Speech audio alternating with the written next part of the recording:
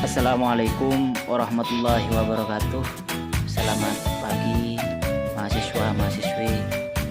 Alhamdulillah pada pertemuan kali ini kita diberi kesehatan, nikmat serta kebahagiaan yang luar biasa sehingga kita bisa mengikuti aktivitas kita, yaitu mengajar atau belajar mata kuliah keterampilan membaca.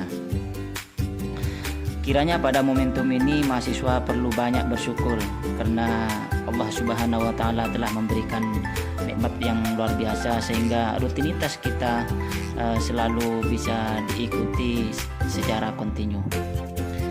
Mahasiswa-mahasiswi yang saya banggakan, pada pertemuan keempat ini saya akan menjelaskan terkait dengan tahapan membaca. Jadi pada pertemuan ini apa saja tahapan-tahapan membaca itu? Yang pertama, tahapan membaca itu merupakan membaca permulaan. Selanjutnya saya akan menjelaskan tentang tujuan membaca permulaan. Pembelajaran membaca permulaan ini diberikan di kelas 1 dan 2. Tujuannya adalah agar siswa memiliki kemampuan memahami dan menyerukan tulisan dengan intonasi yang wajar. Sebagai dasar untuk membaca lanjut, tujuan membaca permulaan juga dijelaskan dalam Kemendikbud, yaitu agar siswa dapat membaca kata-kata dan kalimat sederhana dengan lancar dan tepat. Selanjutnya yang kedua, saya akan menjelaskan tentang membaca pemahaman. Pengertian membaca pemahaman. Pengertian membaca pemahaman yang digunakan di sini adalah sejenis membaca yang bertujuan untuk memahami standar atau norma-norma yang berlaku. Kemudian resensi kritis, kemudian drama tulis misalkan. Kemudian yang selanjutnya adalah pola-pola fiksi.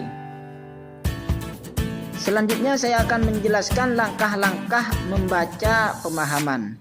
Ada beberapa langkah yang dapat dilakukan dalam membaca pemahaman. Satu, membaca teks secara berulang-ulang. Artinya bahwa teks ini harus dibaca secara berulang-ulang, berkali-kali, agar kita bisa memahami apa isi teks itu. Kemudian yang kedua, menuliskan kembali hal-hal yang dianggap penting. Jadi setelah membaca berkali-kali kita harus menulis kembali apa poin pokok atau gagasan pokok yang tertuang pada tulisan tersebut. Kemudian yang ketiga, membuat kesimpulan tentang isi teks. Setelah tadi merilis poin-poin pentingnya, kemudian membuat kesimpulan, jadi disimpulkan. Kemudian yang keempat, merespon atau mempraktekkan isi bacaan.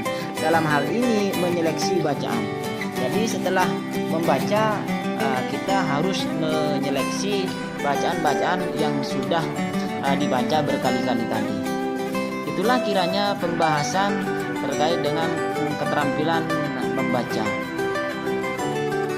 Jadi untuk selanjutnya kita bisa diskusi di forum WA, kita bisa tanya jawab di situ karena ini sifatnya adalah video. Jadi itu perlu diskusi setelah kalian menonton YouTube ini.